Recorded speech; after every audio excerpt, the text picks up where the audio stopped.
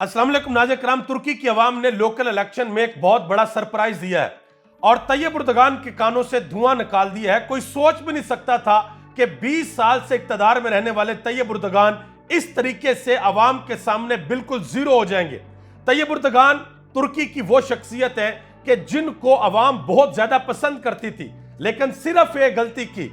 इस वक्त पाकिस्तान का मीडिया और दूसरी दुनिया का मीडिया रिपोर्ट तो कर रहा है कि तैयब उर्दगान हार गया है और वजह यह बताई जा रही है कि उनकी जो मुआशरत ठीक नहीं है और दूसरे मामलात हैं। हालांकि सच सब जानते हैं, लेकिन सच को रिपोर्ट नहीं किया जा रहा। मैं आपको बता देता हूं कि असल वजह क्या है कि तैयब उर्दगान की अवाम ने उनके पीछे खड़े होने से इनकार क्यों किया है। और जो सबसे बड़ा शहर है, जो इस्तांबुल है, जहां की आबादी तकरीबन 1.4 करोड़ है, और उस शहर के बारे में यह कहा जाता है कि जिसके पीछे इस्तांबुल खड़ा हो जाए वो तुर्की का प्रेसिडेंट बन जाता है। बिल्कुल इसी तरीके से जिस तरीके से पाकिस्तान में कहा जाता है कि जिसके पीछे लाहौर या पंजाब खड़ा हो जाए वो पाकिस्तान में वजीर आजम बन जाता है, इसी तरीके से तुर्की में जिसके पीछे इस्तांबुल खड़ा हो जाए वो सदर बन जाता है। अब इस्तांबुल की आबादी है 1.4 करोड़ और पूरे तुर्की की आबादी है 8.4 करोड़। अब आप अंदाजा लगाएं कि इस्तांबुल में तैयब उर्दगान को 10 लाख वोटों से शिकस्त हुई है।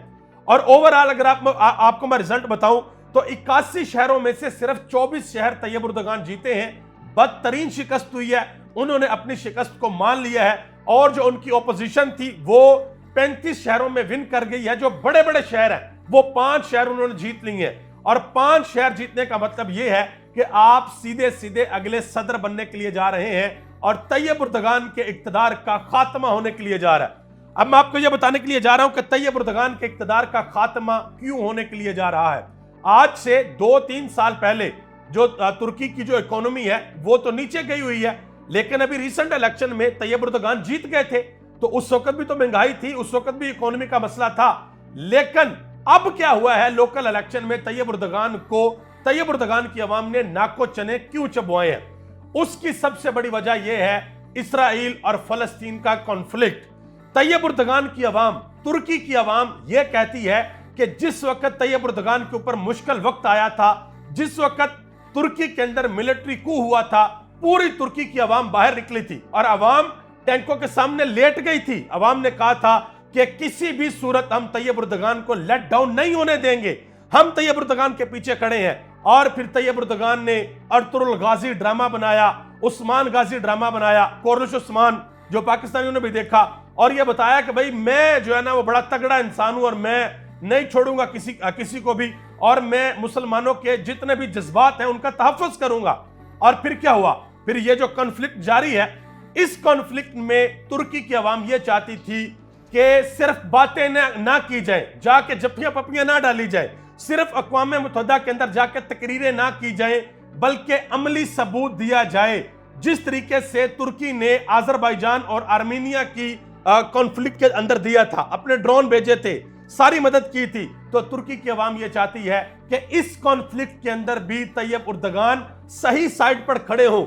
लेकिन तैयब उर्दगान यहां पर न्यूट्रल हो गए, सही साइड पर खड़े नहीं हुए। और इसके अलावा और भी जो आलम इस्लाम है, आप पूरे के पूरे मिडल ईस्ट को देख लें, आप सऊदी अरब सबसे बड़ी मिसाल है, यूएई को देख लें, कतर को, कुवैत को, पाकिस्तान को देख लें, सारे के सारे न्यूट्रल हुए पड़े हैं। और आने वाले दिनों में आप देखेंगे जिस मुस्लिम मुल्क के अंदर इलेक्शन होंगे वहां पे जो रहनुमा जो है वो सही साइड पे खड़ा नहीं हुआ, उसको बदतरीन शिकस्त होगी।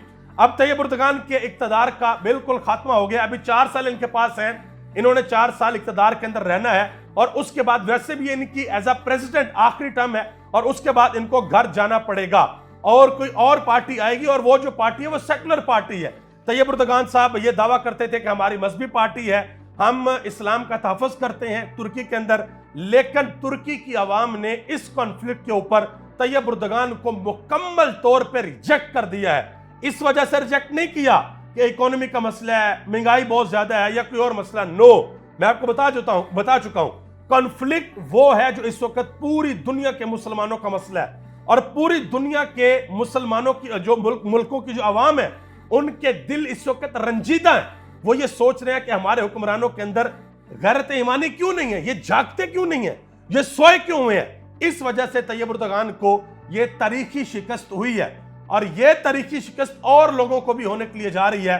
बस आप आगे आगे जरा इंतजार करें। एक तो जो अमेरिका के अंदर इलेक्शन होने के लिए जा रहा है, इसकी एक झलक आपको उसमें भी नजर आएगी, क्योंकि इस हवाले से जो पॉलिसी जो बाइडेन की है, अमेरिकन अवाम जो बाइडेन के खिलाफ है, वो उससे मुत्तफिक नहीं करते। वो मे भी शायद ट्रंप के साथ जाकर खड़े हो जाए, और अगर अगला प्रेसिडेंट ट्रंप आता है अमेरिका के अंदर, तो फिर भी दुनिया के हालात बहुत ज्यादा तब्दील हो सकते हैं, क्योंकि जॉन एफ कैनेडी के बाद अमेरिका के ये वाहिद सदर है ट्रंप जो कि एस्टेब्लिशमेंट के जेरे साया नहीं है, जिनका कद बुत जरा एस्टेब्लिशमेंट के सामने बड़ा है। और ये अमेरिकन तारीख रही है, आप पढ़कर देख लें। और ये वो वाहिद बंदा है जो उनको टक्कर दे सकता है, जो कि अल-ऐलान कहता है कि भाई मैं डीप स्टेट का मुकाबला करूंगा। आप ट्रंप की वेबसाइट पर चले जाएं, वहां पे उसने जो अपने एजेंडा पॉइंट्स लिखे हुए हैं, आखिरी पॉइंट यही है कि डीप स्टेट का मैंने खात्मा करना है। बहरहाल देखना है कि आगे क्या होता है। तैयब उर्दगान की कहानी तो भाई खत्म है। बातें करने का टाइम और होता है, काम करने का टाइम और होता है, मैदान अमल में आकर कुछ करने का टाइम और होता है। तो वो एक शेर है ना कि जिस वक्त उसका मफहूम ये है कि जिस वक्त वक्त क़याम आया तो उस वक्त सजदे के अंदर चला गया, कि अब तो खड़े होने का वक्त था, अब तो खड़े होकर आंखों में आंखें डालकर बात करने का वक्त था, और अब तुम सजदे के अंदर चले गए हो।